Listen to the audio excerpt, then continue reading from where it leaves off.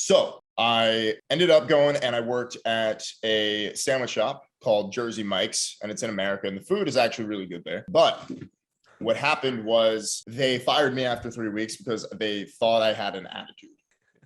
I probably would agree with them, right? I was never late.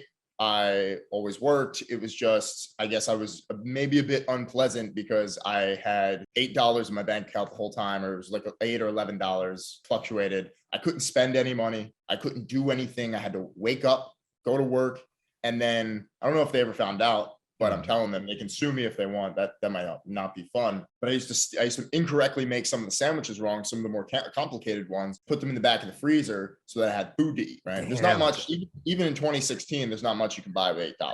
Yeah. Right. So that's how I ate for pretty much the 3 weeks. And I didn't want to call anybody. I didn't want to call my mom or anything. I didn't want to call, any of my friends and be like, hey, I need money. Right. Because I hate having to owe people something. I hate having to rely on people for something like that. And I needed to be completely self-sufficient. Right. Because I burned through the couple $100 I had just to hold me over for groceries and everything like that. So get the job. I make about $500. I want to say it was about $500. I think it was $563 around. And I remember one day we get called in, and I'm supposed to be on shift that day. I'm working, and I walk all the way up, and I had to be up for my shift was at 3 p.m.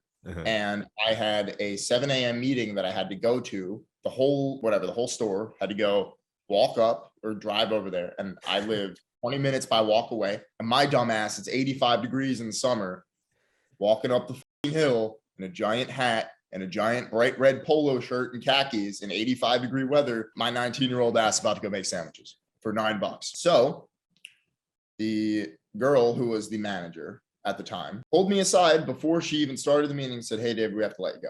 And you know what I said? I didn't try to argue. I didn't try to fight. I didn't try to save my job. I was kind of in disbelief. And I was like, okay. 6:50 in the morning getting fired. I went home and I took my ass back to sleep.